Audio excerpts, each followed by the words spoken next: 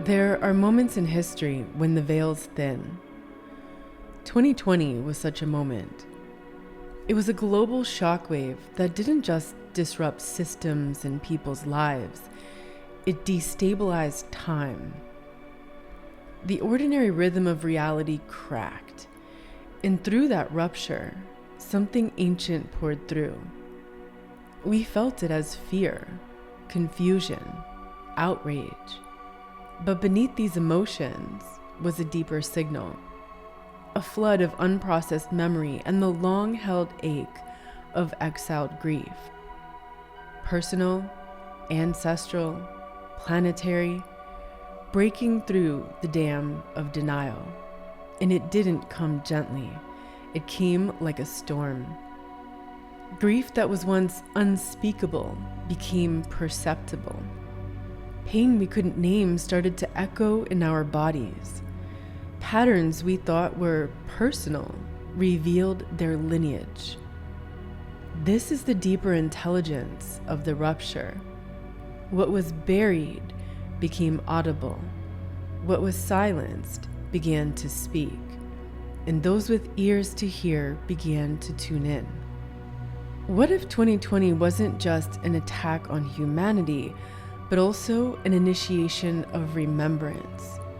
Not because the harm against humanity was justified, but because the rupture opened the field.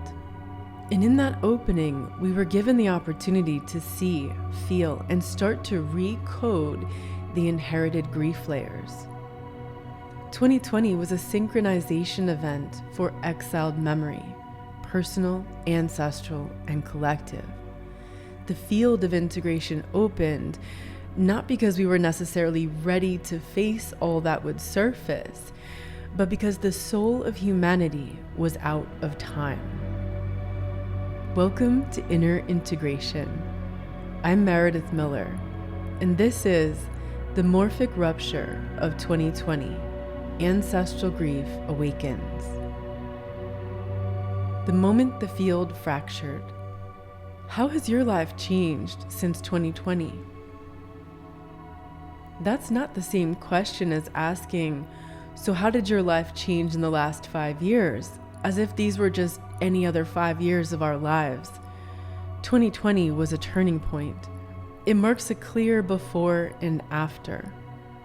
But what's odd is that when you ask people what they were doing the morning of September 11th, 2001, most people will tell you with vivid memory exactly where they were when the news hit. So why is 2020 different?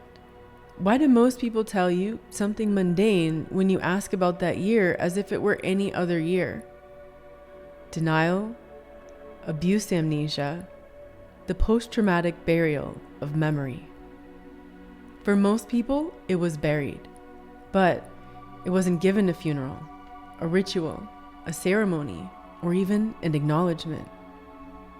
In episode 7, I shared my experience of attending the funeral in August of 2020, where the vultures were flying in a circle around the sun, and I understood it was time to mourn the pre-2020 world because it was never coming back. Where were you when the world locked down?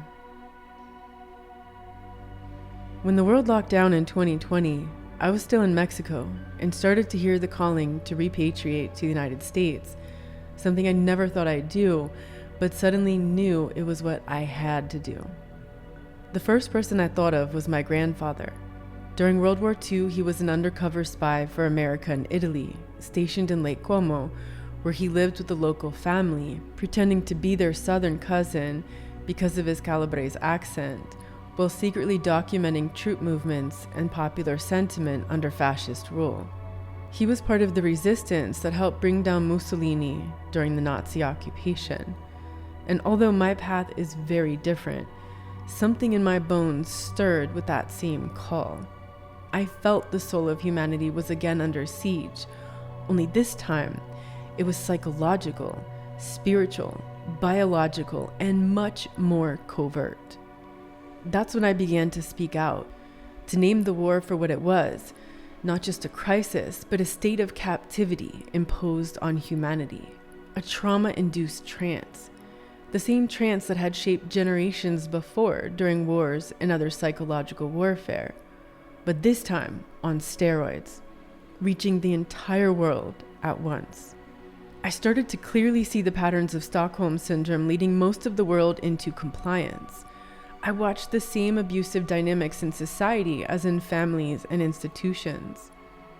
So I began to give presentations and interviews on these topics, and over time, the state of captivity became the first half of my new book, because that call wasn't just mine, it was ours. An ancestral echo asking to be remembered, not repeated. My grandfather was parachuted over northern Italy, alone and unafraid, before American boots were on the ground in Europe. I spoke up, alone, yet very afraid at the time, not because I wanted to, but because I knew I had to. The ancestral river of remembrance ran through my blood and asked me to give it a voice. In 2020, the planet experienced a morphic detonation, a resonance event that reverberated backward and forward simultaneously through timelines, surfacing unresolved trauma and unprocessed ancestral grief. Planes were grounded, cities emptied, businesses and borders closed, people were sheltering in place at home. Friendships were severed, families driven apart. Elders were left to die alone. People who went to hospitals were killed by medical assault. 'Twas the most meticulous divide and conquer campaign ever waged on the human race. Yet beneath the fear, chaos, tyranny, and discrimination, something ancient stirred. Not in our minds, but in our marrow. What was collectively labeled as lockdown was, for many, a strange and terrifying exile from normalcy and loved ones. This rupture in the collective human field fragmented each of us deeply, yet no one was talking about it. At the time, most of us were trapped in the victimhood, one way or another. It's hard to see the big picture when we're triggered on a personal level to fight, flee, freeze, or fawn. When we're in defense mode, we become self-centered and focused on self-preservation. It's all about survival, and we don't have access to higher states of consciousness when we're in a primal state. The story of the victim is true, but it's not the whole truth. You're not only what was done to you, you are what you choose to do with what has been done. That choice is the portal that can lead to transformation and integration. 2020 was a threshold. The grief of our ancestors began to rise. The personal and collective battles we saw weren't just ours, they belonged to our ancestors too. In earlier episodes this season, we walked through how grief entered us personally, and I shared some of my own stories. In this episode, we stand at the threshold where grief moves through the entire lattice of our familial, cultural, and global body. What once felt like isolated pain was actually the resonance of memory rippling through bloodlines, generations, and timelines. In episodes 5, 6, and 7, I spoke about our personal, ancestral, and collective themes of trauma, exile, and grief. Many of our lineages carry the memory of displacement, war, invasion, colonialism, partition, exile, natural disasters, forced migration. Our ancestors fought, they fled, they adapted, and we exist because they survived. But the grief they couldn't feel and process was calcified. It froze in the branches of the family tree. It buried itself in the nervous system and subconscious of their descendants, us. The buried memory carried over, and its resonance took on the form of our personal stories. When we approach trauma healing only from a personal angle, we're missing a huge part of the landscape. We get caught up in our own suffering, even when we're trying to heal it. The same thing happens when we identify with the group, based on ethnicity, skin color, religion, etc., because we see the group identity as ourselves. This is why we can only go so far in the journey when our focus is self-centered. Yet it's within that the inner work begins. If you're starting to do the ancestral field alchemy work, you're probably already seeing the subtle shifts in yourself, your family, and the world around you. Our ancestral grief awakened in 2020 so we would start to shift our gaze. The world panicked. Ancient wounds were amplified in deeply personal ways. The confusion, the fear, the longing to belong, the desperate search for safety and home. The echo of being severed from land, kin, community, and self was reverberating in the collective subconscious. New grief always stirs up the old, unprocessed grief, personally and collectively. It remains dormant, exiled, and disconnected when we don't allow ourselves to notice it and feel it. 2020 was a crack in the inherited architecture of forgetting. What was the intelligence of that rupture? Not the story, not the reaction, not the manipulation, but the deeper divine design 2020. The storm wasn't just personal. It was a morphic opening. The grief it surfaced wasn't new. It was newly accessible. Why was 2020 different? Humanity has endured countless collective traumas, wars, plagues, economic devastations, exiles, collapses. But 2020 was different. Not in terms of its devastation, but in its timing. It arrived when the soul of humanity was out of time, when the backlog of unprocessed grief, unresolved trauma, and soul fragmentation reached a saturation point that could no longer be deferred. The rupture came not just as a tragedy, but as a summons, a planetary intervention, a morphic flashpoint, a synchronizer of soul contracts across generations, bloodlines, and timelines. It brought the unseen to the surface. It collapsed the illusion of normal. It thinned the veil between personal pain, ancestral memory, and planetary cycles. And in doing so, it gave us something we never had before at this scale, a field-wide opportunity to heal.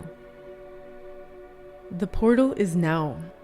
What was once buried in your lineage is now surfacing in your dreams and body. Have you noticed?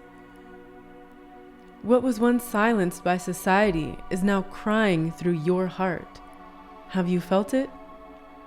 What was once fragmented across generations is now asking to be woven back together through you. Have you realized it? This is why you may be feeling more now, why old memories are surfacing, why you're dreaming about ancient stories, why synchronicities are intensifying, why your body is telling a story your mind can't quite name yet, because the portal is open and the moment is now. The rupture was actually the call to become whole. This is the heart of this entire journey of trauma integration. Not to return to what was before, but to reclaim what had been exiled and reweave a new coherence that was always ours to remember. That's why I wrote Becoming Whole, as a holistic guide through the grief, the rupture, and the opportunity for remembrance now, into the integration of what it means to be truly empowered, liberated, sovereign, connected, and alive in the 2020s. This book, which is coming out soon, is my offering to the ones who are ready to understand what happened since 2020, where we are now as individuals in society, and how we can walk forward, not in denial, and also not in despair, but in devotion to the wholeness that is already waiting inside each and all of us. This work benefits us, our ancestors, and future generations. The chaos made the field available. In a materialist worldview, chaos is danger, but in a symbolic worldview, chaos is a portal. It shakes loose the layers, allowing what was buried physically, emotionally, ancestrally, cosmically to re-emerge. Chaos destabilizes the ego architecture just enough that the false self can collapse, so remembrance, feeling, and truth can re-enter the system. It serves the purpose of clearing, decoding, reckoning, and resurrection. Chaos doesn't just destroy, it dislodges what wasn't built on truth. In episodes 1 and 2, I spoke about my own inner reckoning in 2020 and the years that followed, and how I realized much of my life and business wasn't built on truth. I had manifested it mostly from ego and the need for external validation, which I had mistaken for self-worth. I had to dismantle, dissolve, discern, and completely rebuild from a new foundation. I spoke about how the rupture in the world triggered my core wound, which I later discovered was an unconscious collective agreement held in the ancestral field and encoded in my body, particularly my spine, since conception. It didn't come up to torture me, it came up because it was calling me to heal it and offer a new field of coherence to my lineage. Before 2020, ancestral grief lived beneath the threshold of consciousness, encoded, buried, dissociated. The chaos didn't just rupture the false coherence in our world, it lowered the veil. It activated what was once subliminal into something we could feel. 2020 didn't just trigger trauma, it made the morphic field audible. The grief became so loud it couldn't be contained by the silence any longer. So the invitation wasn't just to process emotions, it was to enter the field while it's open. This is why generational alchemy work is essential now, not because the grief is new, but because the field access is. And why is that? In most eras and epochs, ancestral trauma hides beneath awareness. But 2020 destabilized the personal and collective ego structure just enough to pierce that veil. What was once buried in lineage became perceptible, emotionally, somatically, symbolically. Now the grief that was always there can be felt, named, and transmuted. This is what field access means. We're being invited into the pattern that generated the pain so we can complete it rather than carry it forward. 2020 was the morphic detonation. It moved the tectonic plates beneath humanity. Yet it wasn't merely an event in time, but a seismic shattering in the collective field. It was the moment the ancestral grief reservoir breached its containment and the return of memory began to flood the collective subconscious like a tsunami. Not everyone felt it consciously. We all reacted at first, defensively, based on our personal and ancestral trauma. Yet over the recent years, more people are starting to feel it more consciously. We're hearing the calling to transmute the trauma for ourselves and on behalf of our lineage, as well as an act of planetary service. For generations, the grief of exodus, enslavement, exile, and erasure lay dormant in our lineages. It didn't disappear, it encoded in blood, breath, silence. It became a quiet script passed from generation to generation. But in 2020, the field was synchronized. The detonation became a planetary initiation, sending shockwaves through the lattice of timelines, awakening grief that was never given voice, never completed, never reconciled. The rupture was an encoded awakening sequence. In what followed, a flood of truth. The more they tried to censor, the more people began waking up from their exile from truth. A rising of somatic awareness. The more pain that was inflicted, the more people began to feel a connection with their bodies. A turning inward not just to self, but to lineage. And in that turning, many began to remember what had long been exiled from history, from ancestry, from identity, from soul. the ancestral grief reservoirs. The chaos of 2020 wasn't simply a political or public health crisis. It was a morphic detonation that destabilized the false coherence we accepted as normality. It was like a shockwave through the collective psyche of the entire planet, cracking open the veneer of normalcy, disintegrating the inherited scripts of suppression, and synchronizing individuals into a shared field of rupture, all at once. And when you think about it, there was never an event in human history that touched everyone on the planet at the exact same time. War has definitely affected multiple countries and regions, millions of people around the world, but there was nothing like the globally coordinated media campaign of fear and death like we experienced during the pandemic. As I mentioned in episode 7, what we called lockdown in 2020 wasn't merely a containment, it was a seismic global contraction that pressed against the hidden grief in our bones. It was an echo between past, present, and what's coming. This is what made ancestral grief audible around the world, because the collective human field finally matched the inner resonance of the buried pain of individuals in our family lineages. The fights and fractures we saw in family over which side people were on during the scamdemic, surely all of those echoed unresolved ancestral history in uncanny ways. Of course, as I've mentioned before, most of us didn't recognize consciously that this was happening at first, though we all felt it and responded through our personal primal defenses as it touched our unresolved trauma. Ancestral grief isn't just passed down like heirlooms or genes, it's patterned into the field through repeated fracture and fragmentation. When trauma is suppressed, it doesn't vanish. It loops and repeats in new but similar patterns looking for resolution. These repetition loops echo through family systems, collective stories, and even geopolitical structures. In episode 5, we explored the wisdom I received from my ancestors in the Caucasus Mountains about the difference between possession and stewardship. They weren't just referring to the land, but to all things: relationships, money, ancestry, property. Stewardship is holding the space in which grief is allowed to move freely. This means we don't possess grief, which distorts its movement. We don't claim ownership to it like a badge, as in my grief. We simply acknowledge it as grief, much of which we're carrying for those who came before us. And then we allow it to move, without judgment, allowing it to happen naturally without force or pressure.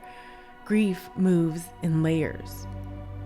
The shift from possession to stewardship may involve releasing any entanglements the grief has in our identity.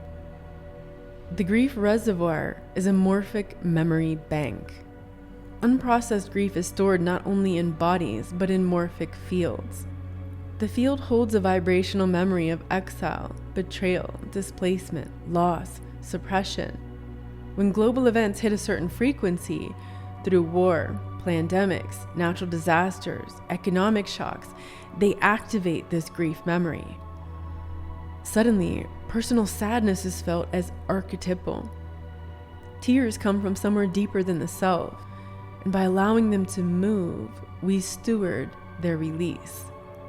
This is not dysfunction, it's convergence. We're all connected to the field. In 2020, it was like the floodgates opened around that collective reservoir of grief. Grief is a vulnerable emotion. That's why most of us couldn't feel this initially, because our protective defensive emotions got triggered. When we're angry, that feels safer than allowing ourselves to feel the pain underneath the layers of defensiveness. Anger, especially when righteous anger, often masks the deeper grief beneath it. Anger can feel empowering, but if it becomes a shield of armor, it prevents release, integration, and reconnection. We aren't just experiencing our own pain, but also the pain of those who came before us, who didn't have the space to feel it and process it because survival was the priority. As we explored in episode 3, the ones who can feel the pain first in a family, community, and the world, are often quite lonely. Generational alchemy is conscious engagement with chaos. This work isn't about fixing ourselves or other people. It's about midwifing memory through ourselves so our hearts and the field can be restored to coherence. Chaos isn't the enemy or the end of the world. It's a catalyst. Generational alchemy reframes grief as a passage, not pathology. It teaches us that we don't heal by avoiding chaos and pain, but by dancing with it symbolically, extracting the truth it unearths, and transmuting that into wisdom and purpose. The more consciously we engage with these fields in order to transmute that emotional energy, meaning not getting stuck in the grief and also not bypassing it, the more we become stability nodes, conduits through which chaos becomes coherence. A field of presence and coherence is a beautiful gift, not just for ourselves, but also for others. It offers people the opportunity to experience attunement and coherence, to try it on, and if they like it, they can tap into those codes too. The turbulence in the world rose to shake loose the false coherence within each of us in our society so the truth could re-enter. It put us in touch with our humanity so we could develop compassion for self and others. That process leads to embodied alchemy. Grief, fully felt, becomes the root for healing. Ancestral grief, fully met, becomes the bridge back to embodied grace, transforming what was fractured into rooted presence and stillness. The reverberation of 2020 cracked open the dam of unprocessed grief. The storm was inevitable, but from it arose the opportunity to discover our humanity, and through that, we can cultivate compassion. Collective rupture is remembrance technology. And if we listen, not with our minds, but with our bodies, we'll recognize the ongoing storms as a clearing field, a field of remembrance, a portal. To say the soul of humanity was out of time in 2020 isn't chronological, it's quantum. The unprocessed grief, trauma, and disconnection we carried had reached a critical threshold, not just individually, but collectively. Like pressure building in the holographic tectonic plates of the ancestral field. We had delayed the integration of truth for so long that the seismic rupture became inevitable. The exile couldn't be postponed any further. The forgetting couldn't stretch another generation. The soul of humanity had reached the edge of its own silence. 2020 wasn't a random disruption. It was the synchronization point between ancient pain and present awareness. The moment where memory demanded re-entry, not as data, but as felt experience. It was a morphic intervention, a reckoning calling us from the soul level, because time as we had known it was running out. I don't mean it's the end of the world, though it is the end of the old world and the beginning of a new way of being and living. The time for forgetting and collective amnesia ended with a bang, and so did the time for our old habits of bypassing, escaping, avoiding, and outsourcing our power. It was time that what was once buried could be transmuted into wisdom through the bodies that could feel it. We often think of time as a line, Kronos, linear, predictable, measured in hours, days, years. But the soul doesn't operate in Kronos. The soul moves in Kairos, the sacred time, quantum time, the threshold moment. Kairos is not when we think we're ready. It's when the field is. And in 2020, Kronos collapsed so we could start the shift into Kairos. Saturn and Pluto cracked the scaffolding when they met in Capricorn in January of 2020. The veil of chronology thinned. Kronos, the linear time grid, no longer held the illusion of separation, control, hierarchy, and history as a locked sequence in human consciousness. Our calendars dissolved, our routines shattered, we lost control over normality. Our expectations and plans went out the window. and it was time to pivot. Then Jupiter and Saturn offered a new harmonic blueprint when they met at 0 degrees Aquarius in December of 2020. But a morphic field doesn't rewire the psyche on its own. The soul of humanity didn't run out of time in a linear sense. It entered Kairos, a convergence point where delay was no longer an option. We stepped into a timeline where all we left unprocessed and all we had inherited unresolved from those who came before converged in the present and detonated. The field was primed, and so the dam broke open. Grief that had been buried for generations rose to the surface, and suddenly what had once been background noise and ambient static became a signal calling us home, to complete what never had the space to finish. Synchronicities intensified, the veil thinned, more people woke up, not just intellectually, but vibrationally. Trauma and new potential emerged side by side. The ancestors stirred. The patterns rose to the surface. Now we're no longer limited to the perception of ancestry as a genealogical line, a linear concept, but a quantum one. Our ancestry is resonant, non-local, holographic. Many are still holding on to the Kronos way of moving through time and life, and that will lead to increasing frustration because the old linear illusion of normality is dissolving and those old timelines are collapsing. Kronos governed us through external validation and control based on roles, status, degrees, titles, systems, linearity, the clock, and the calendar. Kairos is inviting us to locate our coherence within the quantum field, to access information, awareness, knowing, and to recognize it by its frequency. Kairos is where it's all available instantly in a realm where there are no gatekeepers, expertologists, or hierarchies. The field of Kairos timing has always existed, and there have always been a small number of outliers who have had access to it. But now that it's cracked open, it's more accessible to all of us. This is why the grief that started rising in 2020 felt both deeply personal and completely impersonal. It was yours and it wasn't. It was ancestral, collective, and planetary all at once. As we're shifting from Kronos to Kairos, we're upgrading from mechanical time to morphic time, from systems of control to systems of resonant frequencies, from the old world to the new world. The cosmos opened the door for us, but it's we who have the choice to walk across the threshold. And now, in the liminal space between ongoing shifts in our world, we're being given the sacred task to become the coherence that the chaos was clearing space for.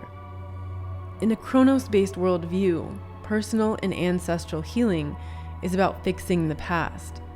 In a Kairos-based field, personal and ancestral alchemy is about retrieving the fragments of soul across time, releasing the distortions, integrating the gifts, recoding the field, and reweaving coherence now, which sends ripple effects across space-time. We don't heal the past, we include it, we listen to it, we let it move through our bodies and transmute into wisdom. This is how the field evolves, not by forgetting the rupture, but by becoming the harmony that the rupture invited us to call forth. That's our work, and that's the work of integration. The grief you once avoided is now audible. The trauma you inherited is now visible. The soul fragments you exiled are now reachable, but only if you turn toward them instead of running away, pushing them away, or allowing them to consume you. Bypassing invalidates the pain. Victimhood worships the pain. Integration alchemizes the pain. In Kairos, everything counts. Nothing is wasted. But to alchemize it, we must bring it home. Not to pretend it didn't happen. Not to collapse into what they did to us, but to stand in the middle of the storm and say, this will not define me. but it will inform my becoming. This is the invitation, the choice. Will we repeat the exile or complete the cycle? Will we stay frozen in time, in the stories of loss? Or will we let that grief move and melt into medicine? Take a breath and feel what still echoes from 2020 in your bones. That wasn't just any other year. It was a rupture, a morphic detonation that cracked the illusion of Kronos and catapulted us into the quantum space of Kairos timing. It shook the scaffolding of the old world, not to leave us broken, but to clear the static so we could remember who we are. What rose in you then was not just fear or confusion, it was also remembrance. And not just your memory, but the memory of your ancestors, your lineage, your soul's blueprint. And that grief that felt like drowning was actually the field calling you home. You're not here to bypass what happened. You're not here to be consumed by it either. You're here to integrate it, to become the bridge, to stand where exile ends.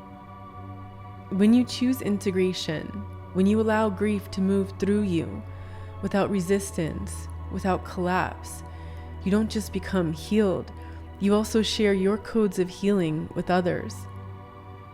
What was once a person in pain becomes a temple of return, a sanctuary where memory finds safe passage, a field of coherence where the pain of the past becomes the wisdom of the present and a gift for the future. And in that temple, others can begin to remember too, because coherence is contagious, and so is courage. You don't heal alone. Your healing ripples outward, inviting others to return to their home. So if you're still carrying pain from those years, from what was taken, from what was revealed, from what was lost, from what was never named, you're not alone. But don't let that pain define you. Let it refine you. The rupture wasn't the wound itself.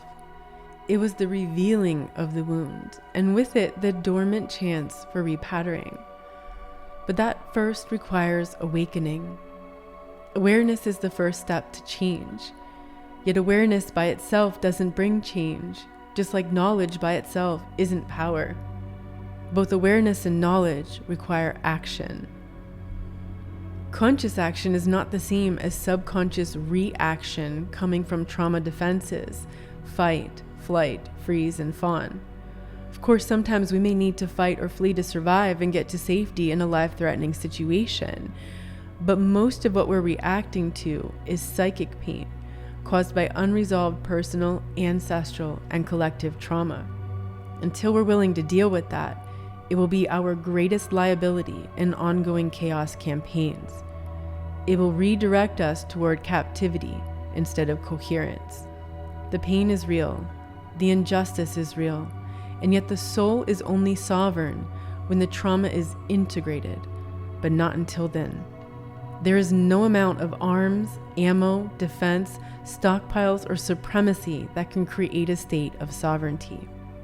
When we integrate, we don't bypass the wound, we bring light to it, because that's the sacred work now, to transmute the chaos and become a keeper of the Kairos, a carrier of stillness in the storm. I want to offer you some questions to help you transmute more of the grief that started emerging for you in 2020 and is continually unfolding in the collective now, as we are feeling deeper into all that's rising, which isn't entirely our own.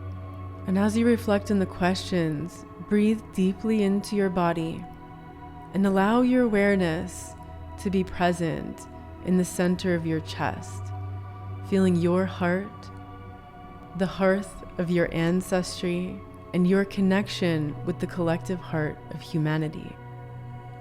Where do you still define yourself by what happened to you, 2020 or otherwise? Where are you normalizing avoidance? What grief isn't yours but lives through you? What pain is your righteousness protecting you from feeling? If your anger could speak for the part of you that feels most exiled, what would it say? Is your rage guarding an older grief that never had space to be felt? Where might your sense of justice be a stand-in for the grief that still hurts too much to touch? What might happen if you let the heat of your anger soften into sorrow? We were never meant to carry it alone. The grief that rises now is not just yours, it's ours, and it rises because the field is ready to remember. What shattered in 2020 wasn't just the world, it was the illusion that we could keep postponing the grief of generations. Now the field is open, and the healing must begin. What wisdom is ready to return through you now that the portal is open? If this speaks to your soul, make sure to subscribe or follow wherever you listen to podcasts. Share this with someone else on the path, someone who's ready to go deeper, beyond the surface of healing and into true integration, beyond the personal and into the ancestral, collective, and planetary layers too. And if you'd like to leave a message or a note for me, something that resonated, something you want to hear more about, you'll find that link in the show notes where you can do that. If you'd like to work privately with me, you'll find the link for one-on-ones in the show notes or on my website, innerintegration.com. I'd love to help you connect with these themes in your own life so you can transmute them for yourself and your own lineage, creating a positive impact in your life and the world around you. I also have an epic 3-month transformational journey called Becoming You, for those who want a guide to walk with you as you take a deep dive into your own inner alchemy of wounds into wisdom, embodying your purpose, and leading with light. Remember, keep listening within. No more playing small. It's time to remember who you are. The world needs your wholeness now more than ever. You are not the wound. You are the medicine.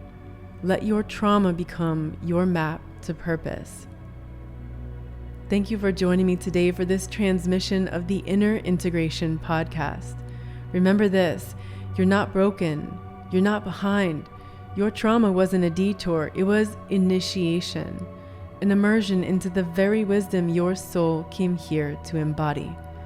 To go deeper into this work, visit innerintegration.com.